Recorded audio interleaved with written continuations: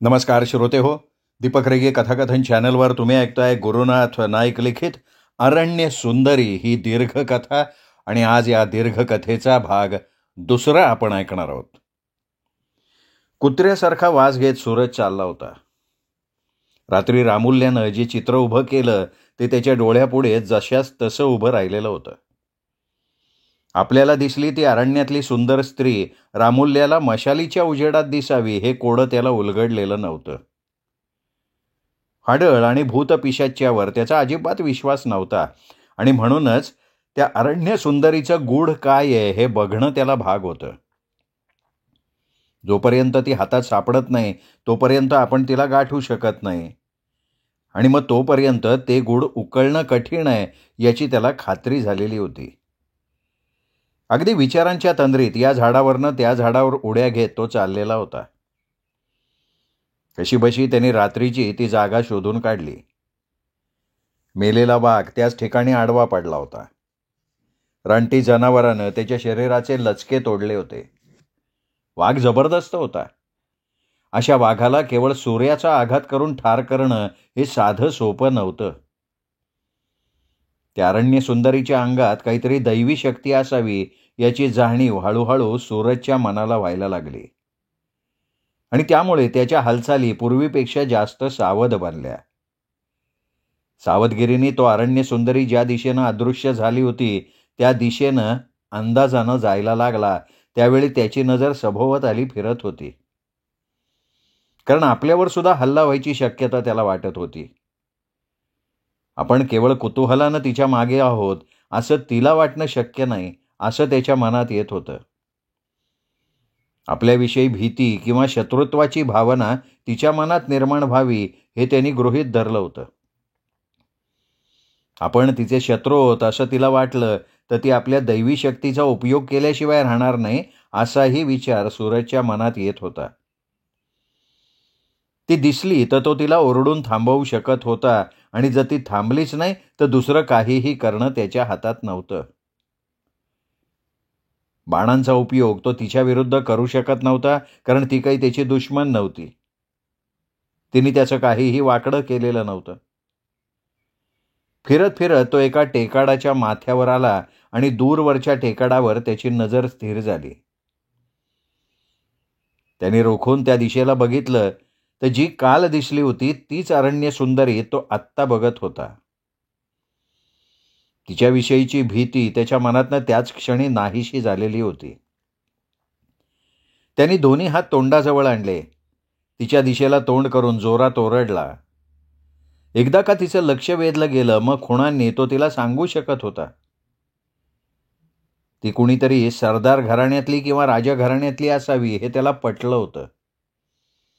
पण जोपर्यंत ती समोर येऊन बोलत नाही तोपर्यंत तिच्याविषयी तर्क करणं त्याच्या दृष्टीनं योग्य नव्हतं.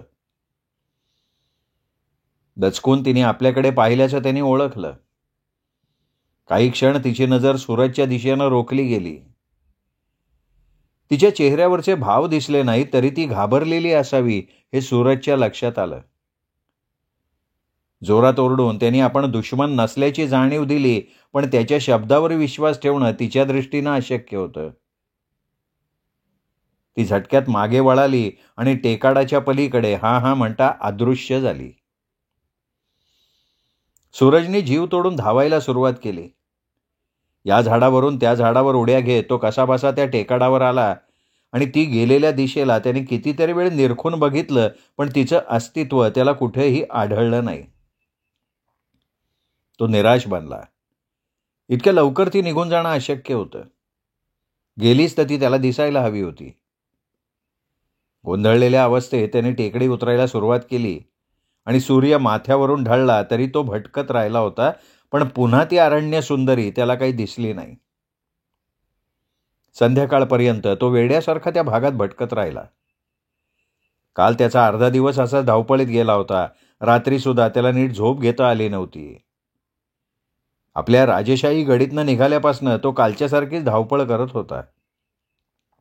अरण्य सुंदरीचं हे गूढ काय याच एका विचाराचं थैमान डोक्यात घोळवत तो माघारी वळला. ज्या टेकडीवरती दिसली होती त्याच टेकाडाच्या माथ्यावर येऊन तो विचार करत उभा राहिला. कितीतरी वेळ त्याच एका विचाराच्या तंद्रीत नजर फिरवत तो वेड्यासारखा उभा होता. तो पुन्हा दचकला. डोळे ताणून त्यांनी दूरवरच्या टेकडीकडे बघितलं. जिथून त्याने त्या अरण्य सुंदरीला पाहिलं होतं त्याच ठिकाणी आता ती उभी होती आणि सूरजकडे ती रोखून बघत होती. अनामिक भीतीनं का होईना आपलं शरीर का शहारलं हे सूरजच्या लक्षात आलं नाही. भीतीची एक जोरदार लाट आपल्या मनातून सणसणत का निघून जावी हे सुद्धा त्याच्या लक्षात आलं नाही. ती आपल्याला खेळवत तर नाहीये ना, हा विचार सूरजच्या मनात डोकावला. आपण मृगजळाच्या मागे धावतो याची जाणीव त्याला झाली, पण त्याचं निश्चयी मन मागे हटायला तयार झालं नाही. अरण्य सुंदरीचं हे गूढ उकलायला हवं याचा ठाम निश्चय त्याच्या मनात तयार झाला. आपण अविश्वास दाखवतोय खरं, पण कदाचित ती हाडळ सुद्धा असावी हा विचार हळूहळू त्याच्या मनात घर करायला लागला. ऐकलेल्या सगळ्याच गोष्टी खोट्या आहेत असं मानायला त्याचं मन तयार झालं नाही. कोणीतरी जोरात ओरडल्याच्या आवाजानं तो दचकला. झटक्यात त्यांनी आपली नजर सभोवताली फिरवली, पण डोळ्यांना मात्र काहीही दिसलं नाही. कुणीतरी कणत असल्याचा आवाज अधूनमधून त्याला ऐकू यायला लागला. त्यावेळी सूर्य पूर्णपणे पश्चिमेकडे झुकलेला होता. टेकडावर उभी असलेली अरण्य सुंदरी जागच्या जागी नाहीशी झाली होती. आता तिच्यावरचं सूरजचं लक्ष उडालं होतं. आपण ऐकलेल्या आवाजाचा, कण्ह्याचा या अरण्य सुंदरीशी काहीतरी संबंध असावा हे उगाचच त्याच्या मनात घोळायला लागलं होतं. हळूहळू त्याच्या शरीराने हालचाल सुरू केली, पण आवाज नेमका कुठल्या बाजूनं आला हे काही त्याला सांगता नाही आलं. जोरदार वाऱ्यामुळे आवाज सारखा सभोवताली फिरत होता. चहूबाजूला ते कण्ण घुमतंय अशी त्याला जाणीव होत होती. टेकडी उतरता उतरता तो टेकडी भोवती फिरत होता. त्याच्या गोंधळात अधिकच भर पडत होती. तो आवाज आता पूर्णपणे बंद झाला होता. मधूनच उमटलेले बोलण्याचे अस्पष्टसे आवाज आता पूर्णपणे थांबले होते आणि टेकडावर अदृश्य झालेली ती अरण्य सुंदरी पुन्हा काही त्याला दिसली नव्हती. झपाझप तो दुसऱ्या टेकडावर आला तेव्हा तर त्याची पूर्णपणे निराशा झालेली होती. गोंधळलेल्या अवस्थेत तो गडीकडे निघाला. जेव्हा तो गडीत शिरला तेव्हा 4-5 भिल्ल आपलीच वाट बघतायत हे त्याच्या लक्षात आलं. त्यांनी त्या सगळ्यांचे घाबरलेले चेहरे न्याहाळले. नथूच्या चेहऱ्यावर जेव्हा सूरजनं भीती बघितली तेव्हा काहीतरी गंभीर घडलेलं असावं हे त्याच्या लक्षात आलं. काय घडलंय नथू? आधीच वैतागलेल्या सूरजनं कठोर आवाजात विचारलं. पुन्हा ती हाडळ. घाबरलेल्या आवाजात नथू कसाबसा बोलला. मी नाही, पण या सगळ्यांनी पाहिलं बरं का. नथू बोलला आणि या नथूला घाबरायचं कारण काय हा विचार सूरजच्या डोक्यात उसळला. तुम्हाला ती हाडळ दिसली? सूरजने कठोर आवाजात एका भिल्लाच्या डोळ्याला डोळा भिडवत कठोर आवाजात विचारलं. आहा, सूर्योदयाच्या वेळी आम्ही दोघांनी तिला पाहिलं. ती वाट चुकलेली असावी म्हणून आम्ही तिला विचारायला पुढे गेलो, पण नाहीशी झाली ती. आणि ती पुन्हा काही आम्हाला दिसली नाही किंवा सापडली नाही. तुम्ही तिला नीट शोधलं का? सूरजचा आवाज जास्त कठोर झाला होता आणि आपली सुद्धा त्या भिल्लासारखी अवस्था बनली आहे हे त्याला जाणवलं होतं, पण तो तसं दर्शवू शकला नाही. आपली जर का त्या भिल्लासारखी अवस्था झाली होती तर मग आपल्यात आणि त्यांच्यात काय फरक हा विचार त्यांनी केला.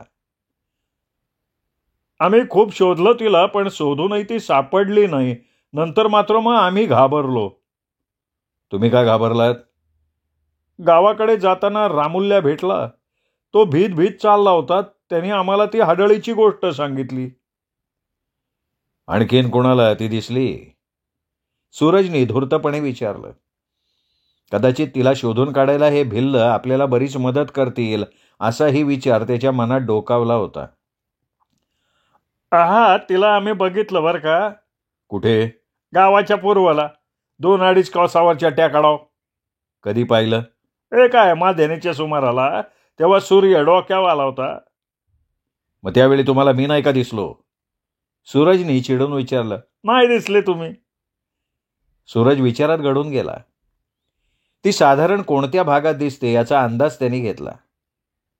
आज त्यांनी ज्या ठिकाणी अरण्य सुंदरी पाहिली त्या परिसरात ती सतत दिसते हे सूरजच्या लक्षात आलं होतं. तुम्हाला तिची भीती वाटते का?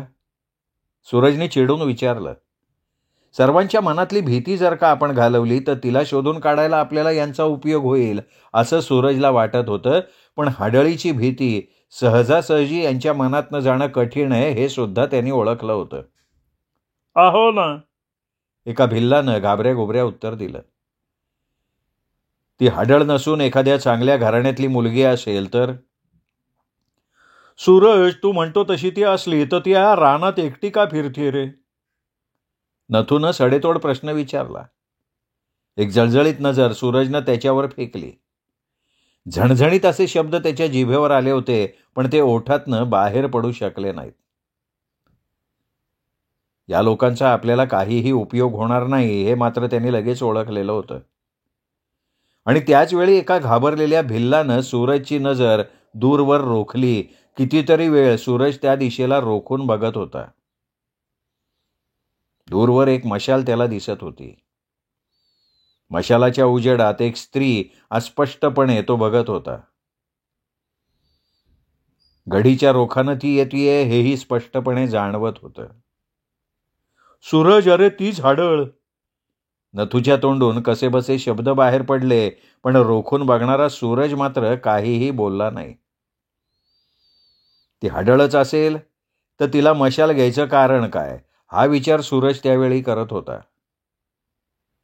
दूरवर दिसणारी ती मशाल गडीच्या रोखानं येता येता गर्द झाडीत अदृश्य झाली. सूरजने हलक्या आवाजात सगळ्यांना दिलासा दिला. घाबरण्याचं काहीही कारण नाही हे पटवून दिलं. आणि जसा तो गडीत शिरला तसाच तो गडीच्या पश्चिमेकडनं अत्यंत अवघड असा कडा उतरायला लागला. त्या अरण्य सुंदरीचं गूढ काय आहे हे आजच रात्री उकळण्याचा निश्चय त्यांनी केला. कारण एक तर त्याच्या मनात कुतूहल होतं. ते कुतूहल त्याला स्वंत बसू देणार नव्हतं. शिवाय रंगोली गावाच्या भिल्लांच्या मनात भीतीचं वातावरण निर्माण झालेलं त्याला नको होतं. घाबरलेले भिल्ल गावाच्या बाहेर सुद्धा पडायला धाजणार नाहीत याची त्याला पूर्णपणे खात्री होती. आणि म्हणूनच त्याला त्या अरण्य सुंदरीला काहीही करून गाठायचं होतं. ज्या दिशेला ती दिसली होती त्याच दिशेकडे त्यांनी सावधगिरीनं चालायला सुरुवात केली होती. तो होता एक फासे पारधी. लहान मोठ्या जनावरांना जिवंत जाळ्यात पकडण्यात तो पटाईत. समजायला लागल्यापासून तो या हिंस्त्र जनावरांच्या संगतीत वाढला. जाळी घेऊन फिरला. बापाबरोबर तो पकडलेली जनावरं घेऊन राजे रजवाड्यांकडे जात होता. भरपूर बक्षिसी मिळवत होता. राजेशाही गडीच्या पश्चिमेला साधारण एका कोसावर तो राहत होता. कोणाशीही त्याचं वैर नव्हतं, कोणाशी त्याचं शत्रुत्व नव्हतं. आपलं काम भलं की आपण भलं ही वृत्ती बापानं त्याच्यात पुरेपूर भिनवली होती. त्याची बायको, 3 मुलं आणि एक दूरचा वृद्ध नातेवाईक हा त्याचा संसार. त्याची झोपडी तशी बरीच मोठी होती. अगदी गर्द रानात वसलेली. एखाद्या गर्द जाळीत वाघ राहावा तसा तो गर्द झाडीत राहत होता, अगदी रानटी जनावरासारखा. त्याची बायको सुद्धा रानटी जनावरासारखी वावरायची. अंधार असो किंवा उजेड. मुलं सुद्धा बिनदिक्कत रानात एकटी एकटी सुद्धा भटकायची. भीती कधी त्यांच्या पाचवीला पुजलीच नव्हती. मात्र पाचवीला लढणं मात्र पुजलेलं होतं. त्यांच्यापासून हाकेच्या अंतरावर त्यांच्याच 2 झोपड्या होत्या आणि या शिकाऱ्याचे एकूण 6 सहकारी त्या 2 झोपड्यातनं राहत होते.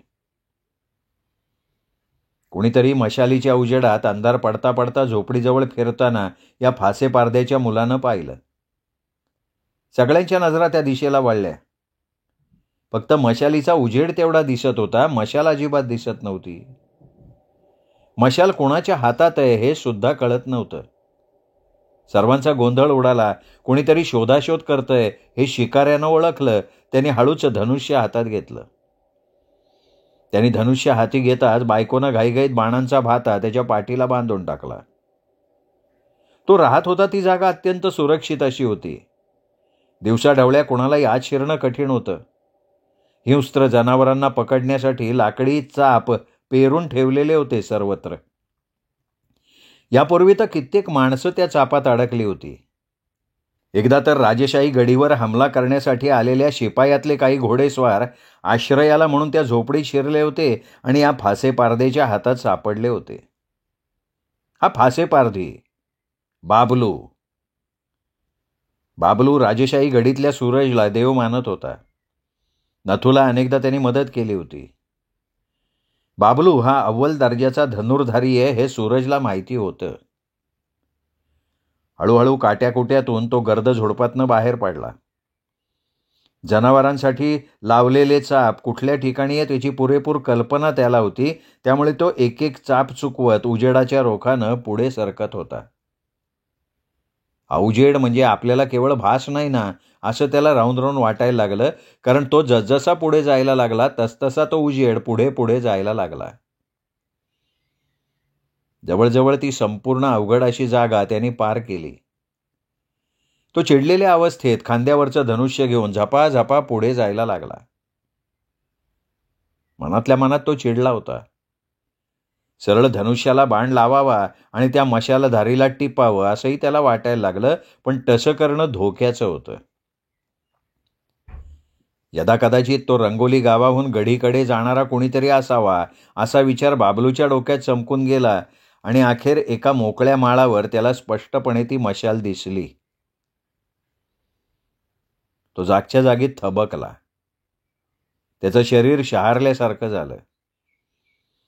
त्याच्याजवळ असलेल्या म्हाताऱ्या नातलगानं जे सांगितलं होतं ते त्याच्या डोळ्यांपुढे उभं राहिलं होतं.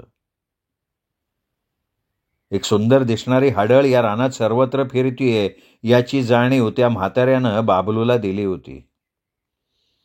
पण आयुष्यात भूत, सैतान, हाडळ याच्यावर त्यांनी कधीही विश्वास ठेवला नव्हता. त्याचं उभं आयुष्य याच रानात गेलेलं असल्यामुळे झाडन झाड, दगडन दगड त्याच्या परिचयाचं होतं. पण आता मात्र तो स्वतःला सावरू शकला नाही. स्वतःला सावरणं त्याला जमलं नाही. म्हाताऱ्यानं सांगितलेली हाडळ ती हीच याची जेव्हा पुरेपूर जाणीव बाबलूला झाली तेव्हा पुढे पाऊल टाकायचं धैर्य त्याला झालं नाही. त्याच्या संपूर्ण शरीराला कंप सुटलेला होता. कसाबसा तो 2 पावलं पुढे सरकला. अचानक ती हाडळ सुद्धा थांबली. दोघांच्याही मध्ये फार तर एका हाकेचं अंतर होतं. ते अंतर तिला गाठायचं झालं तर बाबलू सहजासहजी कापू शकत होता. पण पुढे जाण्यात धोका आहे असं त्याला सारखं वाटत होतं. कारण अशी हाडळ त्याच्या आयुष्यात त्यांनी पहिल्यांदा पाहिलेली होती. हळूहळू तिची नजर सगळीकडे फिरायला लागली. काही क्षण तिचा चेहरा मशालीच्या उजेडात बबलूला दिसला. त्याला अतिशय धक्का बसला. कारण हाडळ इतकी सुंदर असते यावर त्याचा यापूर्वी कधीच विश्वास बसला नव्हता. पण आत्ता मात्र ते त्याला पटलेलं होतं. असंच मागं सरावं आणि धूम पळत सुटावं हा विचार बाबलूच्या मनात उभा राहिला आणि त्याच वेळी भयानक अशी रानटी जनावराची डरकाळी तिथे उमटली.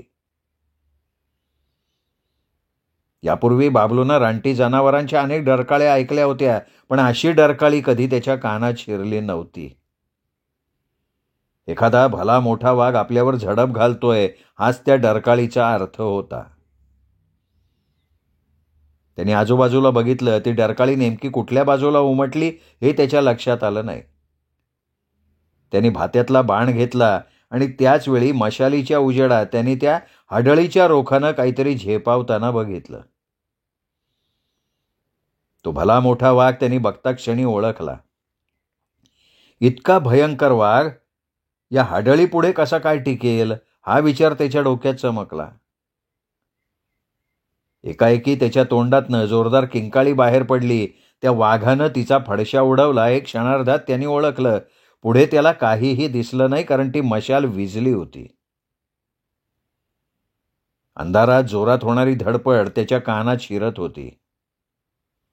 जीव तोडून त्या धडपडीच्या रोखानं धावला. त्यावेळी त्यांनी कमरेचा सुरा हातात धरला होता. हातात सुरा असला की कुठल्याही जनावराचं भय बाळगण्याचं त्याला काही कारण नव्हतं. तो अगदी जवळ पोचला आणि आश्चर्याचा धक्काच बसला त्याला. त्याचं संपूर्ण शरीर शहारल्यासारखं झालं. जे कधी त्यांनी मनात आणलं नव्हतं ते त्या क्षणी तो बघत होता.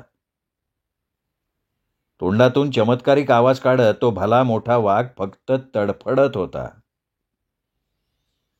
बाबलूचा भीतीने थरकाप उडाला. बाबलूनं घाबरून सभोवताली नजर फिरवली.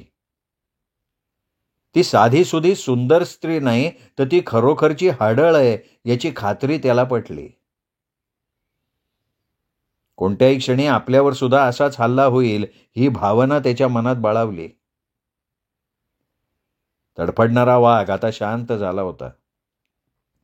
अगदी शेवटचे आचके आणि अखेरचे हुंकार वाघाच्या तोंडून बाहेर पडत होते. अखेर तेही शांत झाले. त्यांनी आवाजाचा कानोसा घेतला पण कुणाचीही पावलं वाजल्याचं त्याला ऐकू नाही आलं. जवळ जाऊन बघावं असा विचार त्याच्या डोक्यात बाळावला पण जवळ जायचं धैर्य त्याच्याकडे नव्हतं. शेवटी कसा बसा धीर करून बऱ्याच वेळाने तो वाघाच्या अगदी जवळ गेला. आता त्याचे डोळे अंधाराला पूर्णपणे सरावले होते. वाघाची आकृती त्याला स्पष्टपणे दिसत होती. खाली पडलेला वाघ जिवंत नाहीये याची सुद्धा जाणीव त्याला झाली होती आणि तरी सुद्धा तो वाघापासनं 4 पावलं लांबच थांबलेला होता. कारण या हाडळीचे अनेक चमत्कार त्यांनी ऐकले होते. एखाद्या माणसाला फशी पाडण्यासाठी त्या हाडळी कुठकुठल्या युक्त्या योजतात याची पूर्ण कल्पना होती त्याला. म्हाताऱ्यांनी बाबलूला हाडळ म्हणजे नेमकं काय याची पूर्णपणे जाणीव दिलेली होती. एखादा माणूस हाडळीच्या हातात सापडला तर त्याचं काय होतं हे उदाहरण देऊन बाबलूच्या माथी कपाळी त्यांनी उतरवलेलं होतं. कदाचित ठार झालेला हा वाघ म्हणजे हाडळीचं एखादं रूप असेल का? मग एकदम त्याच्या पुढे कसं जायचं? आपल्या झोपडीपासून तर आपण इतके लांब आलोय की कोणाला मदतीसाठी हाक मारणं सुद्धा कठीण. कसा बसा बाबलू मशालीच्या उजेडात आणखीन थोडा पुढे सरकला. त्यांनी वाघाचं नीट निरीक्षण केलं. एकूण 2 वार त्या अवाढव्य वाघावर झाले होते आणि ते वार अशा काही थाटाचे होते की वाघच काय एखादा हत्ती असताना तरी तो सुद्धा जगणं शक्यच नव्हतं. वाघाच्या शरीरातून ओघळणारं रक्त आता बरंच थांबलं होतं. ते वार सूर्याचे वार आहेत हे बाबलूच्या पाहताक्षणी लक्षात आलं होतं. एक वार मानेवर निसटता होता तर दुसऱ्या वारानं कानाजवळ अर्ध डोकं उडवलेलं होतं. वार करण्याची ताकद तितकीच जबरदस्त होती. वार करण्याच्या त्याच्या ताकदीपेक्षा जो वार केलाय ती वार करायची पद्धत वाखाणण्यासारखी होती. ती जर खरोखर हाडळ नसेल तर त्या स्त्रीच्या शरीरात ताकद अफाट आहे हाच त्याचा अर्थ होता. तो भीत भीत वाघाजवळ वाकला. त्यांनी मनाची तयारी करून ठेवली होती. एकदम उसळी मारून वाघ उठला असता तरी बाबलूला त्याचा धक्काही बसला नसता. त्यांनी फाश्याची दोरी वाघाच्या मागच्या दोन्ही पायांना घातली, नीट गाठ बांधली आणि ते अवजड धूड त्यांनी ओढून बघितलं. ते धूड आपण एकटं ओढू शकणार नाही याची बाबलूला कल्पना होती. तरीही त्याला ते एकट्यानं ओढणं भाग होतं. कारण जर का तो मदत आणण्यासाठी गेला आणि 2-4 जनावरांनी त्याचे लटके तोडले तर हे जनावर काय भावात पडेल? थांब थांब जरा, मी मदत करते तुला. एकाएकी शांततेतून थंड स्वर बाबलूच्या कानावर आला. त्याच्या शरीराला कमालीचा कंप सुटला. सारं शरीर क्षणात केवळ आवाज ऐकून घामानं थपथपून गेलं. कारण यापूर्वी हा आवाज त्यांनी कधी ऐकलाच नव्हता. तो हे बघ बाबलू, मला मदत हवी आहे. आम्ही असहाय्य कुटुंब आहोत. मदतीसाठी मी भटकत असते रे. तोच नम्र आवाज पुन्हा त्याच्या कानात शिरला. खरोखर त्या स्त्रीला मदतीची गरज आहे असं बाबलूला वाटलं, पण त्याच्या तोंडून शब्द बाहेर फुटत नव्हता आणि शब्द बाहेर फुटणं शक्य नव्हतं, कारण त्याचं संपूर्ण शरीर थरथरत होतं. तू तू तू इथनं जा, तू जा इथनं. कसाबसा तो बोलला आणि हळूहळू त्याच्या हातातल्या मशालीच्या उजेडात एक सुंदर स्त्री त्याने बघितली. ती सुंदर स्त्री याचनेनं त्याच्याकडे बघत होती. तिचा चेहरा वाळल्यासारखा झाला होता. तुम्ही सगळेजण मला का घाबरता? तिने कसंबसं एक पाऊल पुढे टाकून विचारलं आणि बाबलूच्या सर्वांगाला आणखीन एकदा दरदरून घाम सुटला. आता आली का पंचायत? एका हाडळीला हाडळ म्हटलं तर तिला ते रुचेल का? हा विचार बाबलूच्या डोक्यात घर करून राहिला होता. हे बघ बाबलू, मला खरंच मदतीची खूप गरज आहे. मी राजघराण्यातली आहे, राजकुमारी आहे मी. अरे, आमच्यावर रानावनात तोंड दडवून फिरायची वेळ आली आहे. बाबलू, तू आम्हाला मदत केलीस ना तर तुला खूप खूप संपत्ती देऊ आम्ही. ती कशीबशी भारावलेल्या आवाजात बोलली. अद्याप तिला बाबलूच्या मनाचा थांगपत्ता लागला नव्हता. हाडळी असंच काहीतरी सांगतात, माणसावर भूल पाडण्याचा प्रयत्न करतात. हाडळ भेटली आणि तिला जर का बरोबर ये म्हटलं तर संपलंच की. त्या माणसाची आशाच संपली. तोंडातून ब्र काढायचा नाही हा निश्चय त्यांनी केला. बाबलू मी येऊ? जोरात ओरडून नको असं सांगण्याचा मोह त्याने कसाबसा आवरला. रानात रात्रीच्या वेळी भेटलेल्या हाडळी अशा येऊ का असं सारखं विचारत असतात हे बाबलूला आठवलं. बाबलूची दातखिळच बसल्यासारखी झाली. पळून जावं म्हटलं तर पाय जमिनीला खिळल्यासारखे झाले होते. पुढे येऊन तिने वाघाला बांधलेली दोरी पकडली आणि अपेक्षेने तिने बाबलूकडे बघितलं. चल की बाबलू. हे बघ बाबलू, मी तुला मदत करते. आपण दोघं याला घेऊन जाऊ शकतो. पण तरीही काही बोलायचं धैर्य बाबलूला झालंच नाही. शेवटी ती चिडली. रागाच्या भरात तिने कमरेचा सुरा खेचला. हातातल्या मशालीच्या उजेडात बाबलूनं तिच्या हातातला धारदार सुरा पाहिला आणि बाबलू जोरात ओरडला. आपण नेमकं काय केलं हेच मुळी त्याला आठवलं नाही. त्याने जोरात धावायला सुरुवात केली. काट्याकुट्याची खाचखळग्याची पर्वा न करता बाबलू जीव तोडून धावायला लागला. डाव्या हातात त्यांनी मशाल गच्च पकडली होती. कसा बसा तो आपल्या झोपडीजवळ आला आणि दारात वेड्यासारख्या उभ्या राहिलेल्या वाघरं भरल्यासारखा उभा राहिला. त्याचं शरीर थरथर कापायला लागलं.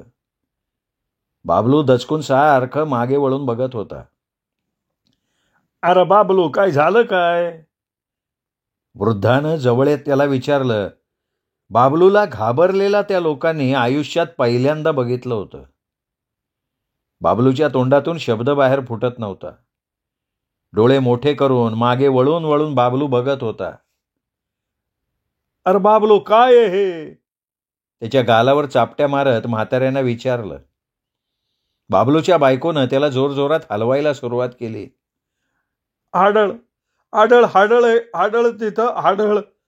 कसे बसे त्याच्या तोंडातनं शब्द बाहेर पडले आणि तो पटकन खालीच बसला. सगळेजण ते बघून घाबरले. बाबलूची अवस्था बघून ती हाडळ किती भयंकर आहे याची कल्पना मात्र सगळ्यांना त्यावेळी आलेली होती. श्रोते हो, तुम्ही ऐकताय गुरुनाथ नाईक लिखित अरण्य सुंदरी ही दीर्घकथा. आज या दीर्घकथेचा दुसरा भाग तुम्ही ऐकलात. तिसरा भाग ऐकूयात उद्या दीपक रेगे कथाकथन चॅनलवर. तोपर्यंत नमस्कार श्रोते हो.